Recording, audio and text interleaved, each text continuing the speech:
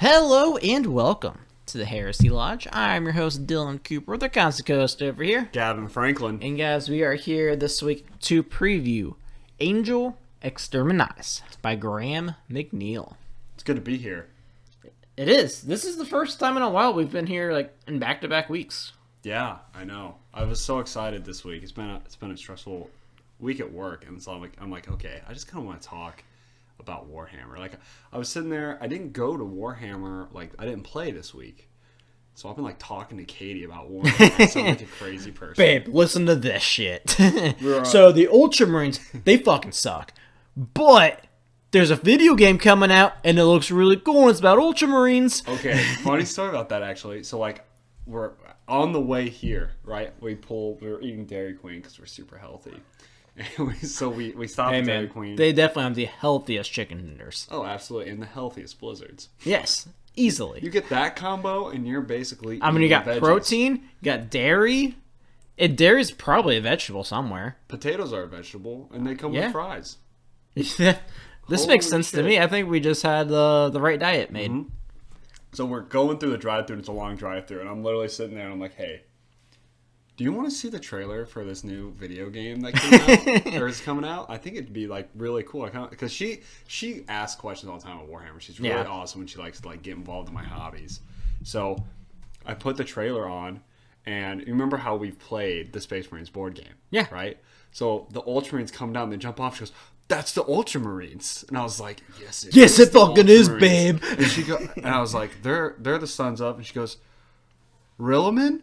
Gilliman? Close enough. Like, Gilliman, you got it. Holy shit. She actually, like, the other day, we went through, like, a whole...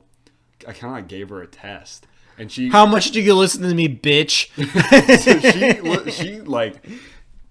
I got to go down a small rabbit hole here. She doesn't listen a lot, but, like, she'll talk to me about it. We had, like, a whole test of, like, the legions and their Primarchs. She got, like, over half of them right.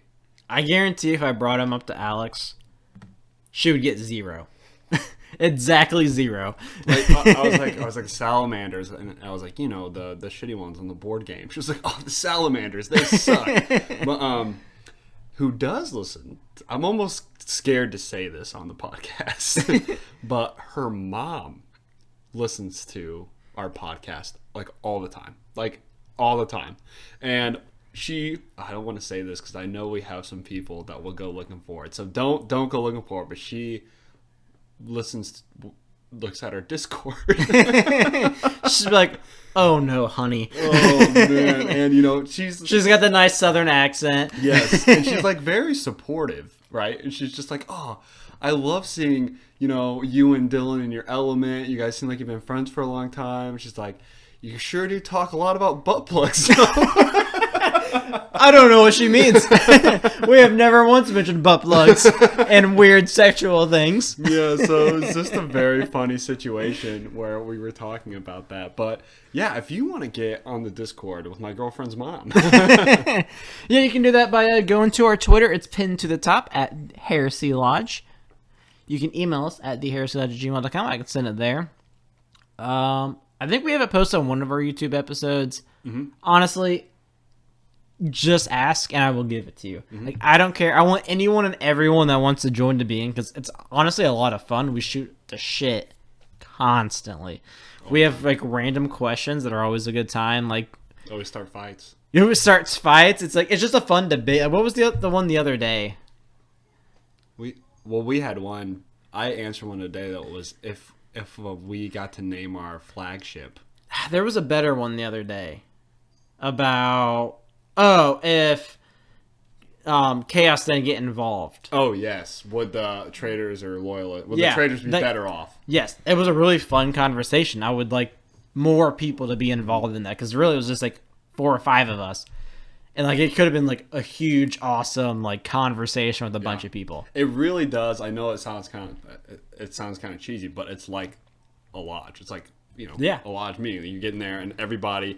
When we ask these questions, it's not even us asking the questions. It's always like somebody else asking. Mm-hmm. And like for instance, that we had today, we got asked like, what would your flagship of your Legion be? You know, and everybody had a flagship, you know, and we had like people posting about other people that weren't us and what their flagship would be. Yeah. And we came up with some pretty good ones. Yeah, it was a lot of fun. So guys, get in on that. It's so much fun. And we aren't one of those podcasts that have like makes you pay for it. It's fucking free.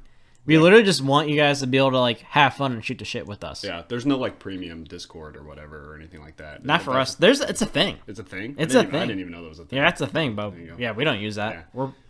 We just let you guys take our money. Mm-hmm. Which, speaking of taking our money, we have a giveaway to do. We do have a giveaway. So if you guys recall, this giveaway is we've basically been advertising it for the past 3 months now almost. And it's been a while. Yeah, we're going to be doing these more frequently, I think, going forward after the new year.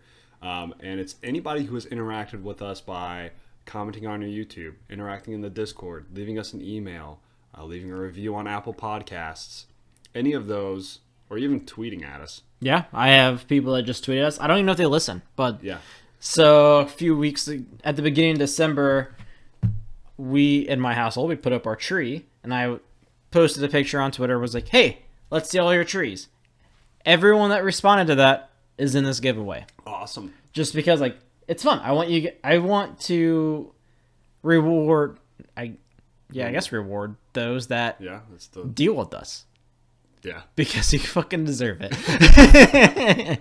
So, with further ado, I'm going to hit the fucking random button. Let's see who comes up. It's really dramatic. The winner. What is this? I don't want to watch an ad. Oh, no. What is Oh, no. You're making me turn off my ad blocker? No. Okay, I gotta turn off my ad blocker real quick. The winner, guys. We don't know the winner. No. Dylan, what have you done? I picked a free one. Oh, no. I feel like this is something that should be so simple. It should be. Okay, turn off my ad blocker. All right, here we go. Let's try this again. The winner is... They're really holding this. Can we scroll down, maybe? Maybe. Scroll down. Odin Mebius. Odin Mebius. I feel like we know that person. I think you're in the Discord. Odin Mebius is in the Discord, so we will be reaching out to Odin... Maybe you're on... Oh, there he is. He's right there. It's on. Yeah, on the Discord. On the Discord. I was like, I've seen this name. Right on. Okay, so congratulations, Odin Mebius. You are a December giveaway winner. We will be reaching out to you on the Discord, probably. Yeah, I'll probably do it here on Wednesday of this following week, just so that way it's like a nice surprise, and at that point it's kind of later, so I'm like, yeah, whatever. And everyone can be upset because somebody else may have won if Dylan would have turned on his ad blocker. Yeah, well, I don't know what. You should never make me turn off my ad blocker. If you make me turn off my ad blocker, there's something wrong with you. Yes. I'm very suspicious. Oh no. So I had to take a test yesterday, and it made me turn off my firewall and virus stuff. So I need to turn that back on too. Uh-oh. So I better do that after this episode airs. So guys, we're almost 10 minutes in. We haven't even started talking. We haven't talked about our beer either. Oh my gosh. Real quick, we do have beer. This is from Rheingeist, which we have been to together. Yeah. We went there on my bachelor party. Mm-hmm. Cool brewery. It's in like a warehouse type of deal. Yeah, we've had Rheingeist on the podcast before. Yeah, I don't remember what I had. I think it was me. I think it was one of the virtual episodes. But this is called Blizzberry, chosen by my beautiful wife. It's a fruit beer. It's pretty good. It was pretty good. It's like there's a blueberry. This lush, effervescent. Notes of apple, cherry, raspberry, and blackberry. And they call it Blizzberry. It has all the berries. The Blizzberries taste like Blizzberries. Yes, this is good. I enjoy it. But guys, let's get into our preview of Angel Exterminatus. So neither of us have actually finished this book yet. I'm on chapter 7. Yeah, I'm pretty far into it. I'm about 2/3 of the way through ish, and I really like it so far. It's really good. Of course, the ending to a book I think is the most important part. Yeah, as we've seen with a lot of like James Swallow. Yes. Where like it starts off really great, and then it's like, oh my god, this is a marathon. It's taken a while. Yeah, this one isn't necessarily a super long book, but I don't know. You look at your book, and it's like 30 times the size of normal books. We actually have 2 copies of Betrayer now that are this size, And it is so big. It is very big. I feel super old reading it, but Yeah. you know what? It's nice. Yeah, I mean the font is very nice to look at. I make a fire, and I sit by the fire. You don't have to like have it like up to here. It's like, oh, this is kind of cool. It doesn't remind me how much I need glasses. Yeah, well, because you lose them every time you get them. Exactly. So we do get Iron Warriors, and we get Portarabo. I figured out who I'd want to play Portarabo in a movie or TV. Oh, who?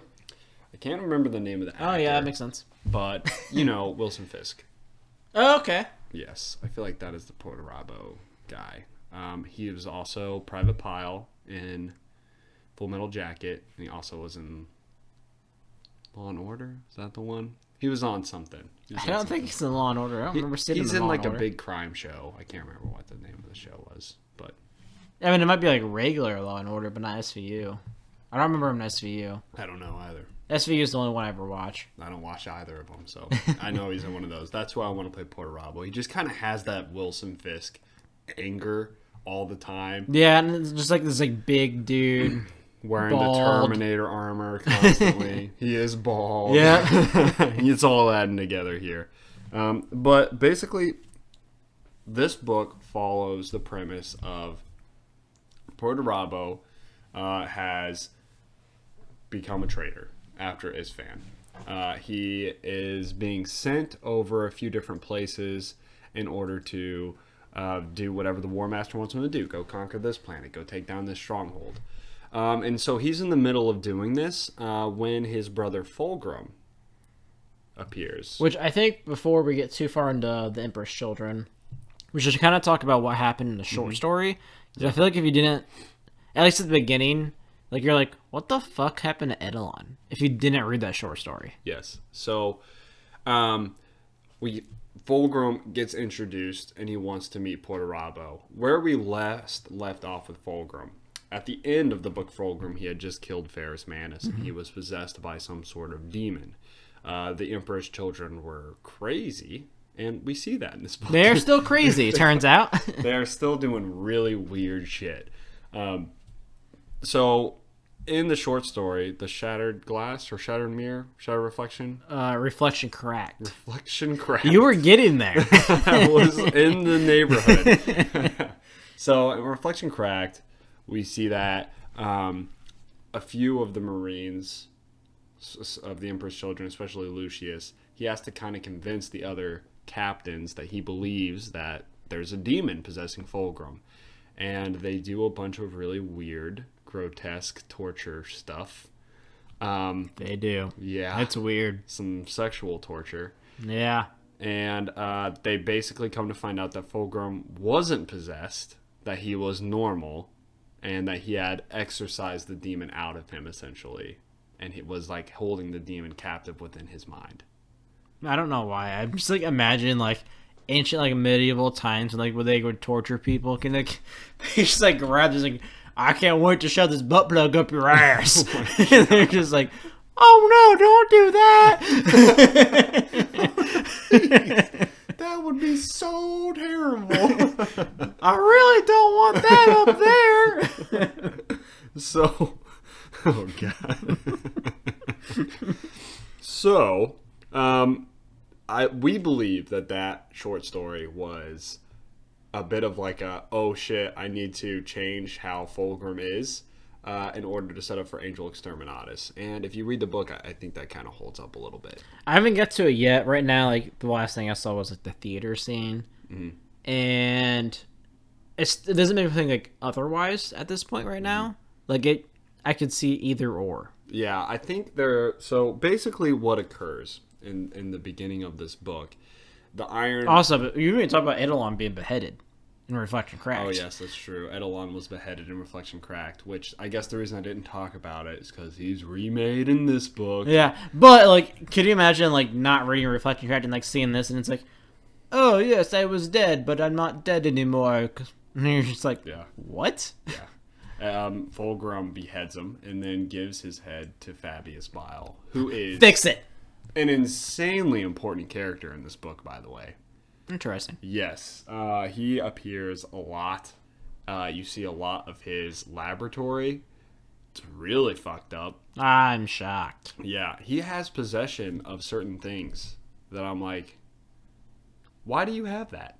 His laboratory is like stocked with crazy shit. Like shit in the heresy that you're like, how did you get that item? How do you have that thing? Like, he's got all the shit. He's been collecting it. He's been collecting all the legions. He's just like, I've got whatever the fuck I want. Whatever's talked about, I have it. You need some Alpha Legion genes? I got them. He's got all the genes. And you know, what's really weird is the Emperor's children have all the swords. Like, I don't think there's a sword that's mentioned in the heresy so far that is not on the Emperor's children flagship. One conversation I really want to have is about the weapon that Perturabo has. And I think in the preview would be the fine spot for it. Forgebreaker, I think is what it's called. Forgebreaker was Horus's mace, was it not? Yes. No. It's Ferrus Manus's weapon. It was gifted to Perturabo by Horus. Yes, but it was Ferrus's hammer. Okay.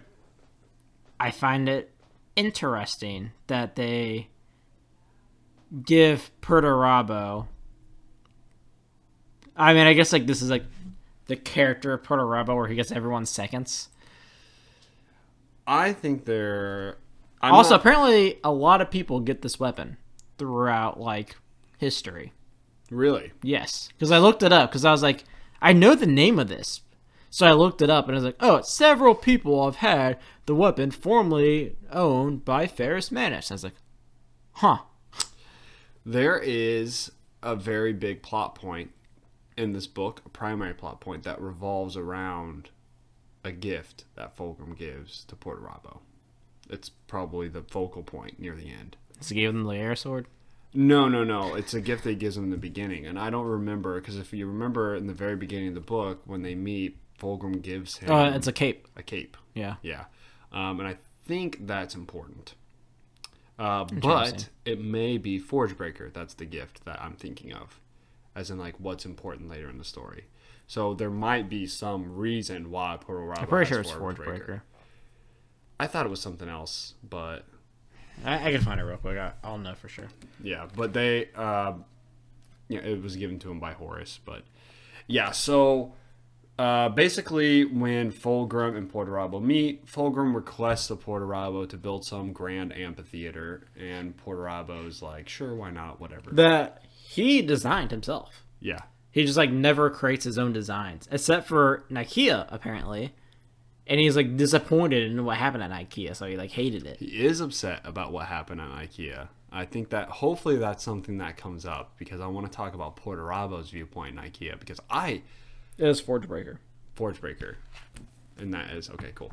So, well, we can talk about a few different things, but the premise of the story is Fulgrim reveals to Perturabo through some elaborate story that there is an ancient, or basically a vault full of ancient weapons, and one specific ancient weapon called the Angel Exterminatus that is being held on an Eldar planet. And he wants the help of the Iron Warriors, together with the Emperor's children, are going to go into this planet and basically break it out. But it's in the what is now called the Eye of Terror. Yeah. And that's what do they call it in the book? It's like the Maelstrom, something like that. They literally just named it. The Star Maelstrom or something like that. Yeah. So that is the premise of this book they go through. But wait, there's more, because those are not the only parties at play. Another very important aspect of this book is some of these. I laugh every time these legions like show up. Some of the fallen legions, the Raven Guard, Iron Hands, and the Salamanders, R.I.P. All 4 of them. Yeah, they are in this book as too. So there's a ragtag team of survivors from Isfahan that have been going around, fucking around with the traitors' plans. Because if you think about it, they're really the only 3 legions that can. Yeah, I mean, they have no direction.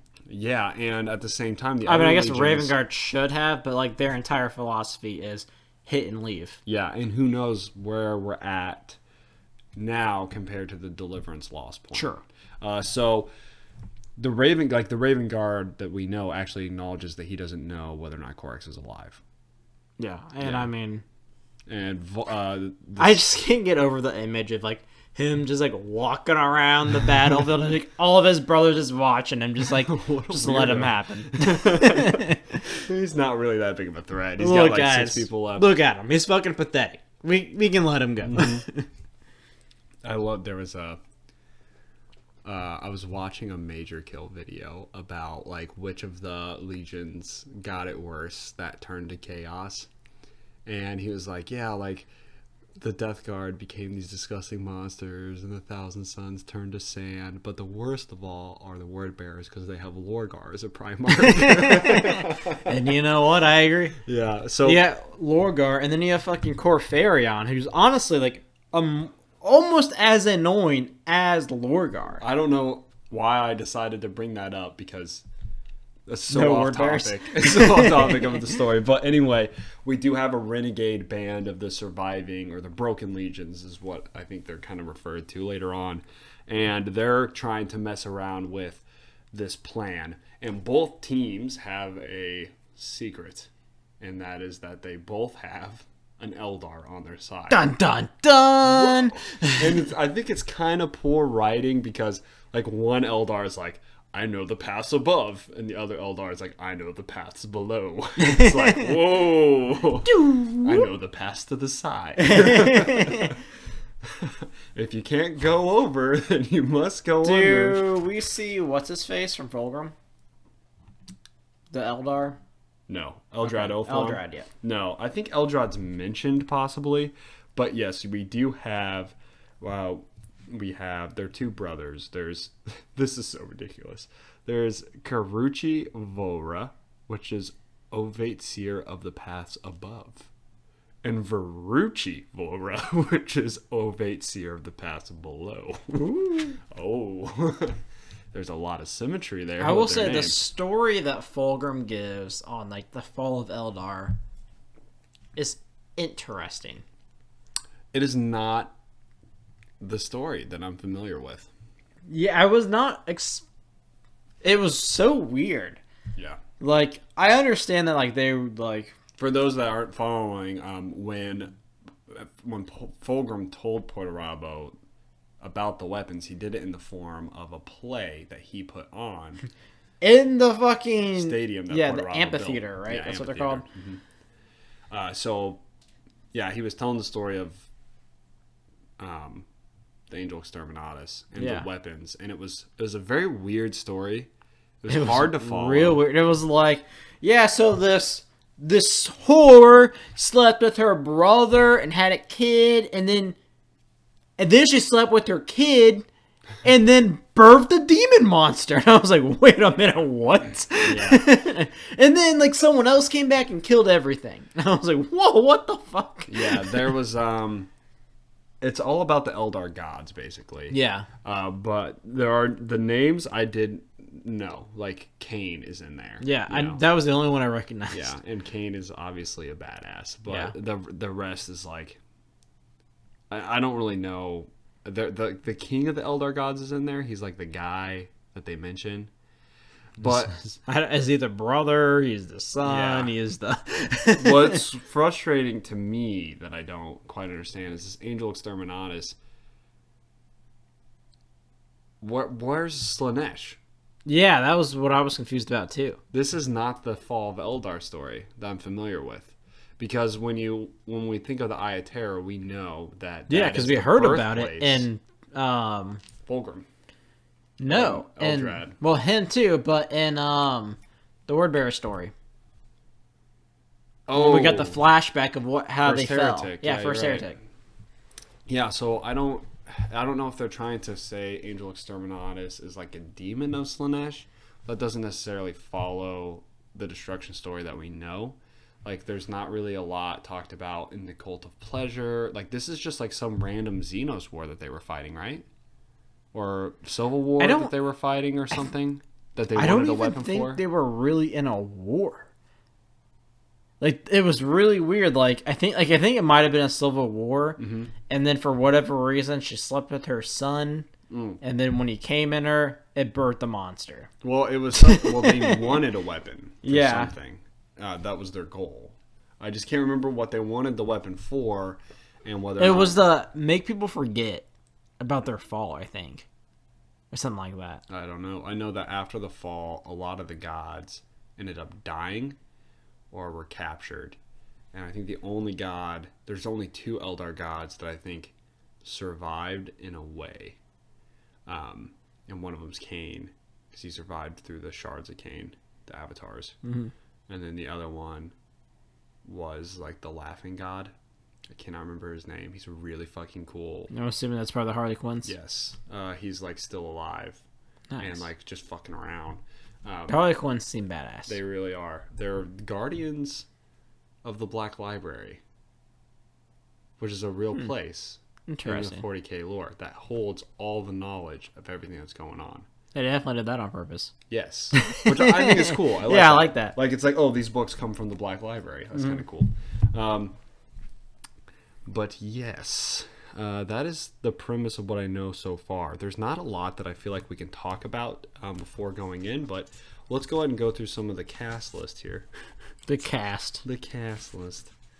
Okay, so for the Emperor's Children, we have Fulgrim, obviously. We have Fabius, who's the apothecary, super fucked up.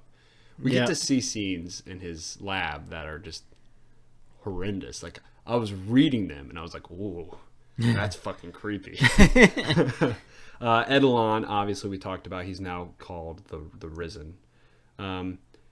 Julius is there. He's now, like, Fulgrim's favorite.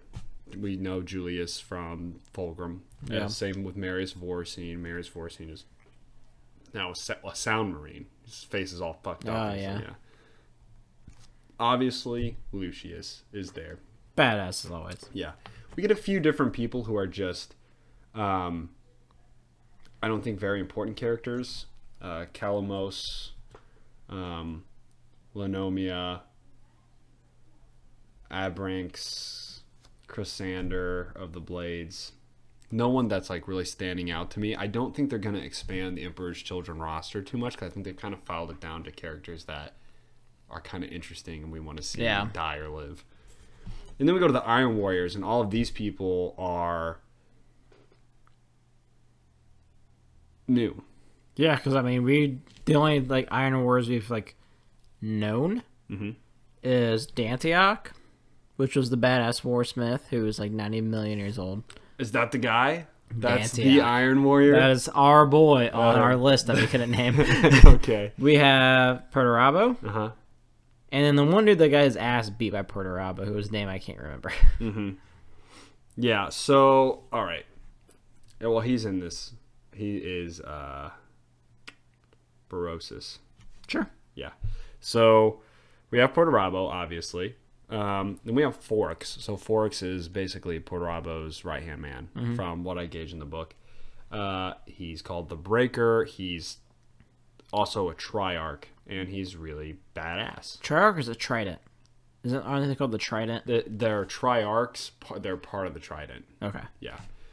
So the Trident is like his version of like the Mournival, whatever. Yeah, the people that are closest to him in some way. Yeah.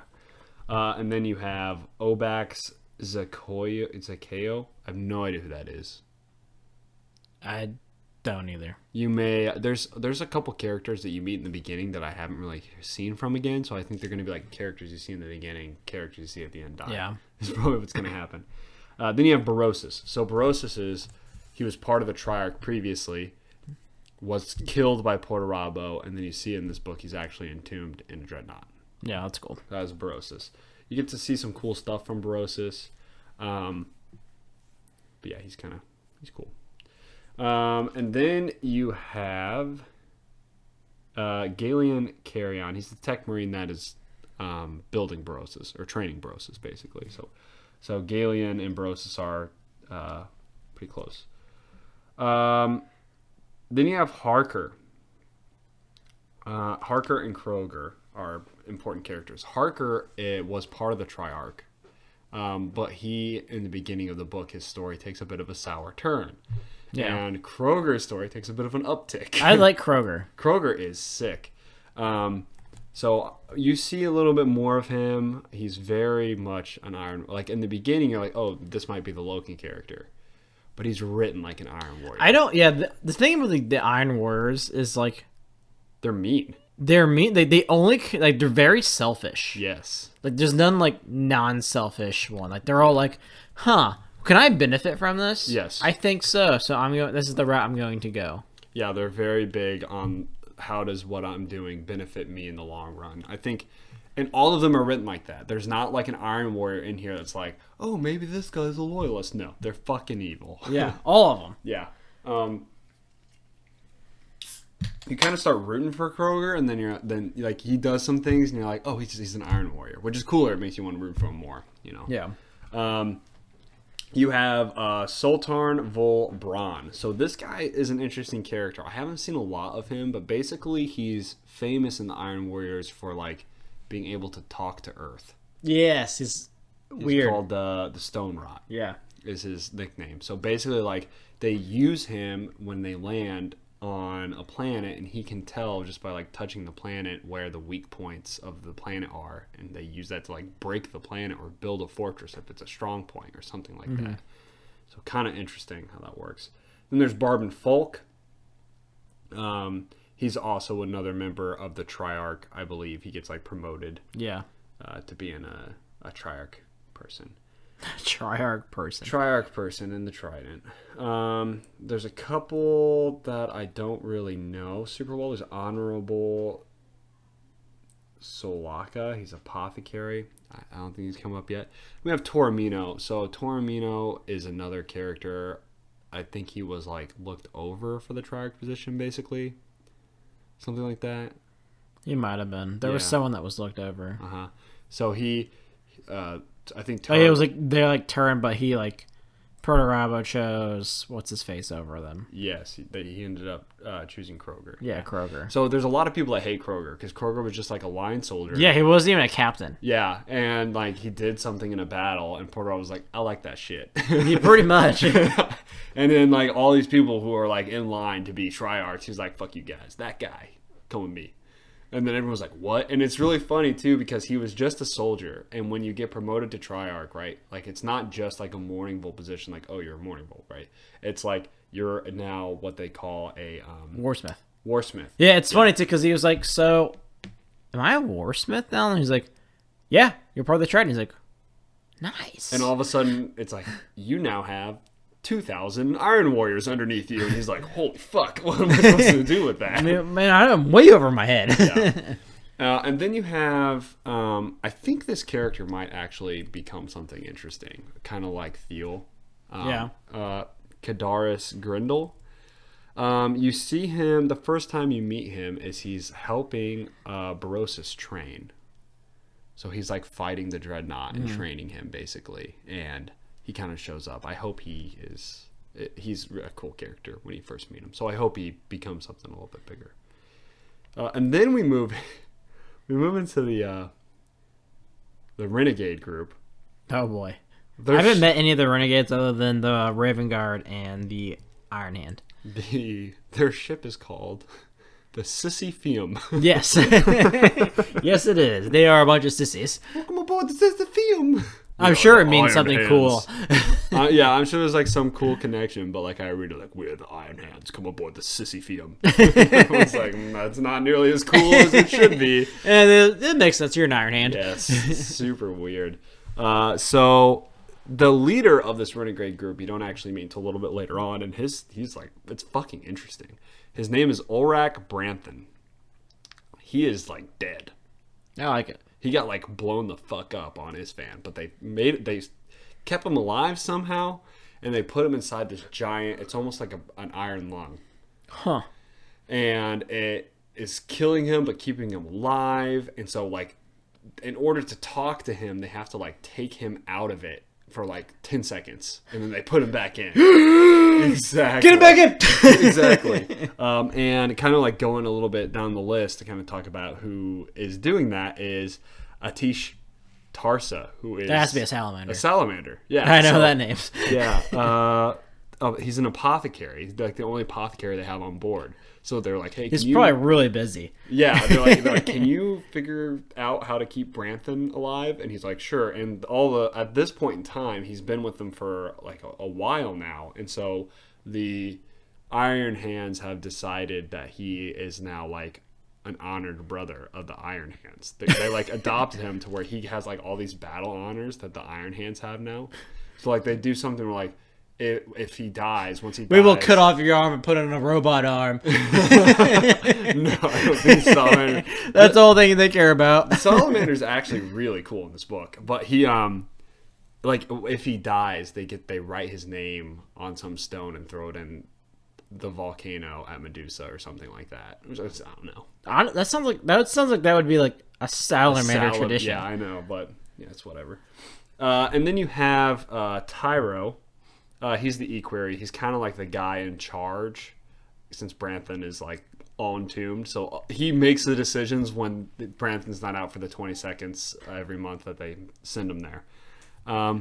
Then you have Frater. I think they're supposed to be like Iron Fathers or whatever, or maybe not. Maybe his name's just Frater. Yeah, his name's just Frater. Frater in Thematica. He's an iron rot, but he's like a engineer. He builds all kinds of weird shit. So he's like working on some sort of weapon to help kill Fulgrim in Perturabo, basically. He's making like a cool high-powered assassination weapon or whatever. Yeah. So he is like known to have a bunch of like weird, crazy experiments. Then you have Sabak Whalen. He's the Iron Warrior that you get the point of view through.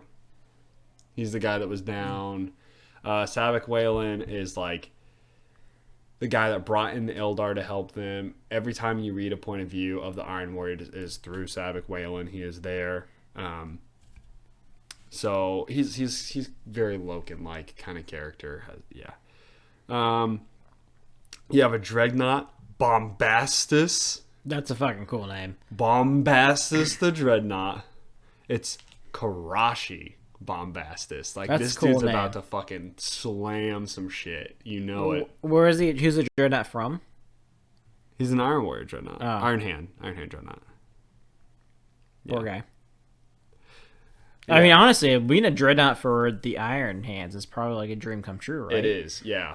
So, like, the Dreadnoughts for the Iron Hands are, like, worshipped, in a sense. I can see that. Yeah. Because, I mean, they're full machine. And they're known to be, like, the most powerful Dreadnoughts. Because the Iron Hands will work tirelessly to figure out how to make them just insanely badass. No, it sounds about right. So Bombastus is supposed to be, like, one of the best Dreadnoughts in the galaxy, essentially. And then there's a few characters that I don't really know that well. We have Cybus, Stoic, and Newman. I think they're just characters. They're labeled Murloc veterans and Battle Brothers. Then you get to another interesting character with the team, and that is Nikona Sharokukin. Yeah, that sounds about right. The Raven Guard. Yeah, so he's the Raven Guard Legionnaire. He's very interesting. What I like about his character is there's this chapter that I just love this conversation because like he's like stalking around the ship just for the purposes of training. Like he's just trying to like hide from the Iron Hands and like pretend to kill them just to like try to keep his Boo! Yeah, exactly. Did it scare you? There's this really cool scene where like he's sitting there wandering around thinking to himself like, I kind of don't know whether or not I have it worse or the Iron Hands.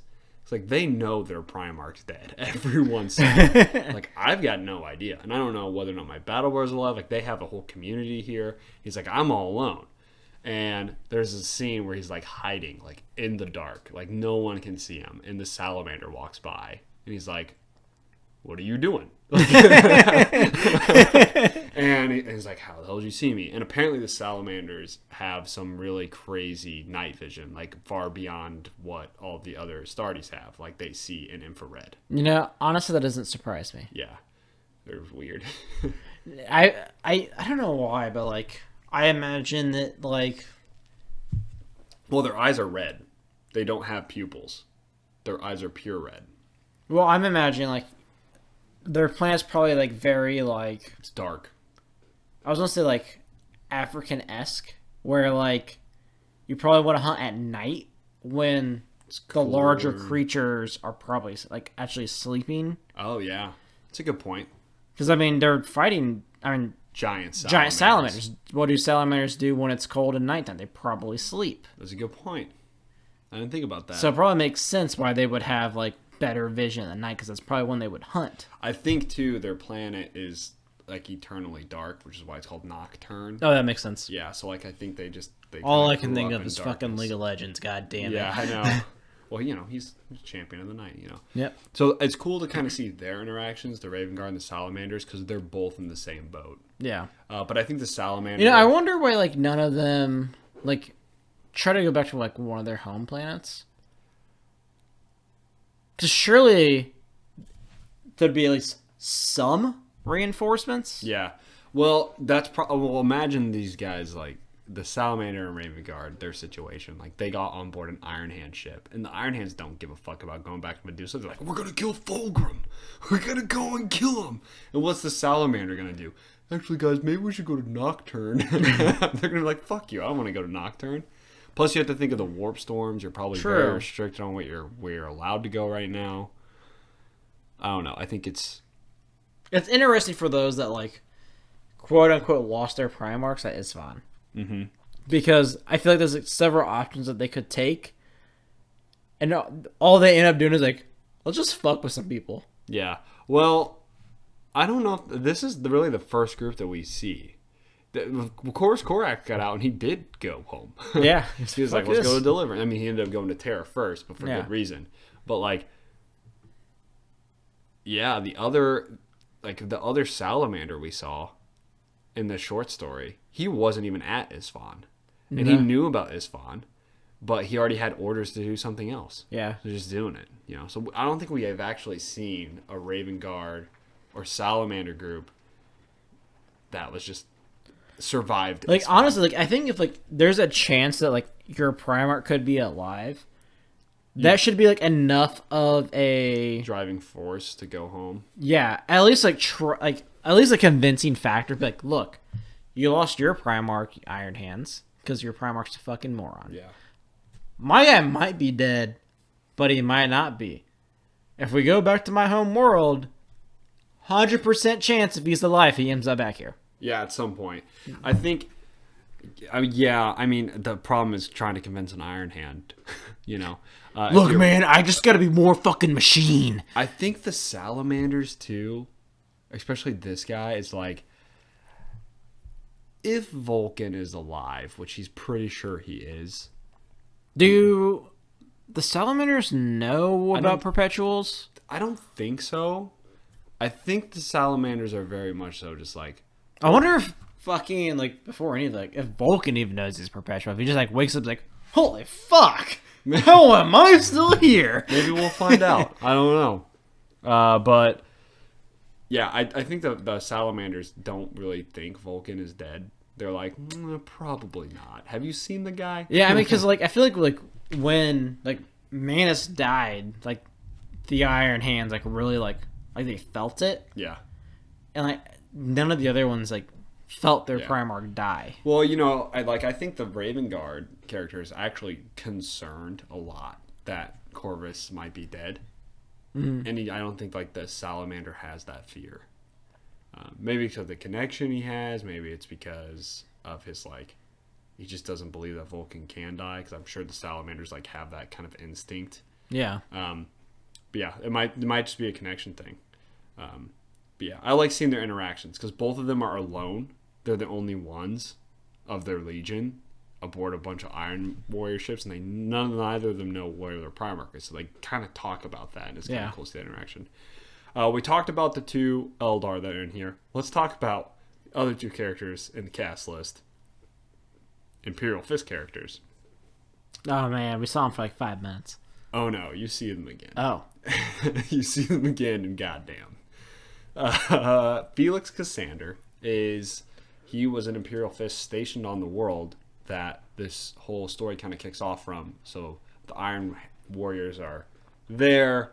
They beat the Imperial Fists because Portaraba shows up and fucking fucks shit up. Mm-hmm. And Felix Cassander, apparently, you don't really read this in the beginning, he gets captured. Yeah. Doesn't die. One thing, too, like, I want to talk about, like, the beginning of the story, like, this palace out there, like, trying to take, way harder to do than the impenetrable palace that it took for the fucking Raven Guard to take over. 12 guys. Yeah, like, with a couple Fulgrim's, like, most famous palace. Yeah. Nothing on this one. Like, it took them fucking forever to do it. Well, this palace, or this fortress, rebuilt itself. Yeah, it was nuts. Like, the planet, the fortress itself, like, moved. Yeah, it was crazy. Did some really weird and shit. Like it was like strategically put like where it was, like everything about it was like super cool. Mm-hmm. Yeah, so the Imperial Fists are holding it. They do a really good job of holding it for a long time. Finally, it gets taken. Felix Cassander gets captured, and he gets put somewhere very terrible. And he also sees Navarra there, who Navarra is another Imperial Fist that was from the short story. Oh, so that name sounds super familiar. Yeah, he was from the short story of the Imperial Fists when they fought the Iron Warriors. What is the name of that short story? Oh, shit. Was he like the captain guy that was like on there that he went with Tyr to go fight Portarabo. Oh, I was thinking it's Tyr. Tyr was the one I had to mind. Yeah, he's like Tyr's right-hand man. Okay. Navarra. He's out in that short story. I can't remember the name of the short story to save the life of me. Dude, the only ones I remember is Prince of Crows. It's easy to remember. Yeah. And The Last Church. And that's it. Yeah. It's rough. Yeah, I can't remember the name of the short story, but it's when Tyr and him went on board the Iron Warriors flagship to try and kill Portarabo, and Portarabo just like fucking chucks Tyr's head across the It was very funny. But Navarra gets captured, and he has been in this terrible place that Cassander gets put in, and my God, their story is rough to read. So they're on the Iron Warrior ship and not the Emperor's Children's? They're on either? No, they're on the Emperor's Children's ship. Oh, I mean, that's rough. Yeah. I can't imagine that going well for anyone. Yeah, they are getting tortured in terrible ways, and it's crazy to read about. Non-sexual this time, at least as far as I've gone, but holy shit, the stuff they do to them, it's insane. So this is the electrical butt plug. Oh, please, no. Oh, no, I don't want that at all. I just imagine, like, Mr. Slave from South Park. Have you ever seen the episode where, like, him and I think it's Britney Spears are, like, competing on, like, what they can shove up themselves? Is that the one with the gerbil or the hamster? The Mr. It Hamster starts with the hamster, but, like, at one point, like, he puts... I'm pretty sure he jumps on Britney Spears and puts her entire body up his ass. That's what I'm imagining all the Emperor children are like. So in the beginning of the book, they kind of come in this procession, and there's people just like dying. So like when they land on the planet where the Iron Warriors are, the Emperor's children show up, and they show up in this big procession, and it's a parade of people walking through, and the Iron Warriors are like, what the fuck is going on? And there's people killing themselves and murdering people in this parade. They have to pick up the bodies afterwards as the parade comes through, and it's like, where are they getting all these people? How long? Like, after so many months, you have to think that the population of an Emperor's Children's ship starts to decrease rapidly. Oh, it has. Although, I mean, they're probably having so much sex that there just might be a bunch of pregnant people around. True. I don't know. It sounds like there's just constant orgies going on over there, and the orgies turn into like serial killing. I don't know. At least 75% of this homosexuality, though, and who knows? Like, absolutely, if there was a baby born there, they're doing some weird shit. That's probably very true. I want to learn about the population statistics of an Emperor's Children vessel. Okay, we're going to head from point A to point B in 9 months. We had Horus that killed all of his like remembrancers, and then we have the Emperor's Children who's just like, just fucking kill each other. I don't care. Yeah, like poor Hera would have a good time. Are there any remembrancers left? I don't know. We had like a whole, like a stadium play that demons appeared and ripped remembrancers in half. Like, people were literally like fucking and killing each other. Yeah. And that thing was like, what is happening? Yeah, that's what I'm saying. Like, the amount of murder that's happening constantly on an Emperor's Children ship. You'd have to think like, okay, we're going to take a ship, and in 5 months we're going to arrive at the planet we're attacking. And this ship is empty. And then 5 months later, you got like 3 people left, and they're having like a weird 3-way just sitting there. When everyone else goes, is it enough? Exactly. And it's like, geez, like there's totally. There's one scene where Fulgrim walks into a room, and there's people literally like throwing themselves at his feet to be crushed by him as he's walking, because that is their euphoric way to die. This is like really off topic. Like, why do like I'm gonna call them like weebs? Oh no! Like, I don't know like why it's like such a a big like anime thing, but apparently like being stepped on is like really turns people on. I don't get it. I don't think we have time to dive into the complexities. Look, dude, we got 10 minutes. We don't have time to dive into the complexity of. I just don't understand the whole fetishes. Look, I don't kink shame. I just need to know why being stepped on is your thing. Man, dude, I know for a fact I have walked in on you watching some weird shit. Okay, we know that you have watched some Thing parodies. Okay, so I don't think you need to kink shame some fucking weebs that like to be stepped on. I just need to know. I need the answers, okay? Just tell me, and maybe I can get into it. I don't know. We know why Dylan brought this up. God damn it! See, if you have a good argument, I'm good. Anytime the Emperor's Children come up, I'm very scared to talk about what they do in front of Dylan, because he's like, I'll write that down. All right. Hey, babe, what are you into? What about... Oh, no, hear me out, babe. Me and Dylan have separate copies of Fulgrim, and I'm really scared that when I pull his off the shelf, it's all highlighted with stuff. It's highlighted. Like, it might be a little sticky. Dude, why are all your pages sticking together? Dude, that was a really good scene. That theater scene, whoa, that was hot. Oh my God. Why do people like to be stepped on? They're weird. But anyway, but everyone fucking killed at the same time. Going back on topic, what I'm trying to say is the population control on an Emperor's Children ship gotta be low. A little, yeah, it doesn't make any sense to me. Yeah,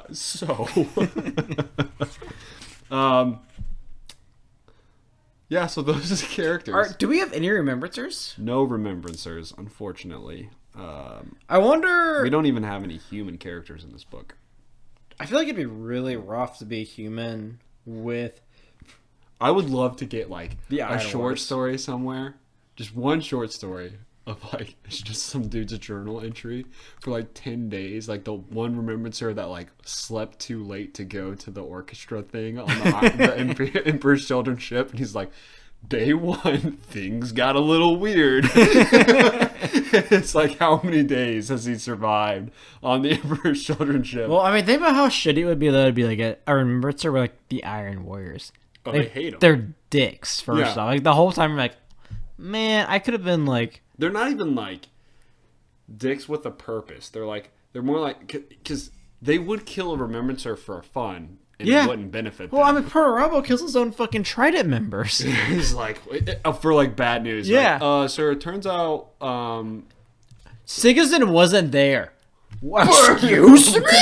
We're getting fucked up by someone that no one knows? Well, correction, sir. You're getting fucked up by someone that no one knows.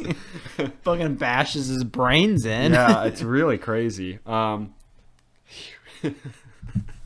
So we kind of, if we take a step back. Let's talk a little bit about the Iron Warriors and what their stance is and what they're like and how everything works. Porter Rabo is kind of a baby, but all of them are. Yeah, of course. He has a problem because he feel like he has been overlooked. Yeah, he feel like he's been second fiddle the whole time. Yeah, which he kind of has been. Yeah. But who cares? Yeah. I think Porter Rabo, he's the kind of person, like, he would want to be war mad. Yes, but like... He's not mad at Horus. He's mad at the Emperor for it. Mm-hmm. He's not, like, jealous like some of the other Primarchs. He's just mad at the Emperor for overlooking him. There's one point in here, one interesting talk, where Fulgrim talks about getting the weapons. And Porter Rabo is like, yeah, we can threaten to use the weapons and we'll end the war. And Fulgrim's like, you're stupid. We just use the weapons and we end the war. And Porter Rabo's like, no, we're going to try to end this war as peacefully as possible. Which was really weird for me to read about. Yeah, that was weird. That's not what I expected of him. Yeah, it's... from him, I expect like the most like strategic way to just win and be done. Yeah, which is, I think, what his point was. But he's like... He doesn't... I don't think he wants to fight his brothers. I think he actually thinks that, like... Porter Rabo might be the only traitor Primarch that thinks that, like, this just needs to happen for the good of the Imperium. Alfarius.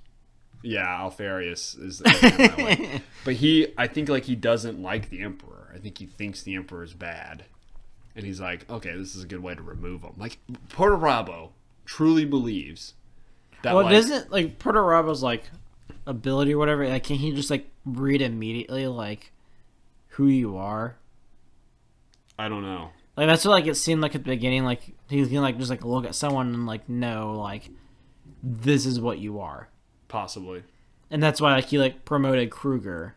Yeah. Because he was like, this is the type of person you are, that's what I need. He has a sense about somebody. Yes. That's right, that's true. I wonder if that's, like, how you feel about the Emperor. Like, you're this, like, godlike being, but maybe you're a piece of shit. Yeah. I think Porter Rabo sees that. I like Porter Rabo. I think if there's anyone so far, any traitor at least, that, like, makes sense to me, it's Porter Rabo. Like, the reason he's doing things, like, yeah, the Alpha Legion, but they're also kind of stupid for believing that. You know what I mean? Yeah, I think Porter Rabo is, like, he's thinking things through. He's not like, oh, I'd really love some crazy butt plug stuff. That's why I'm betraying the Emperor, you know? The thing I think is weird about Porter Rabo is the fact that he wields Forgebreaker. Because I feel like he's supposed to be this, like, genius, like, creator. And, like, yes, I understand it was given by Horus, but at the same time... Made by Fulgrim. It was Manus' weapon. I don't think he's a smith as much as he is, like, a strategician. He fucking creates blueprints to build shit. I mean, he's a builder. Yeah, but I don't think he builds weapons. They're two very different things. Like our friend Connor's in construction, but I wouldn't trust him to build a sword or a house, honestly. But I don't trust him to build a fucking patio.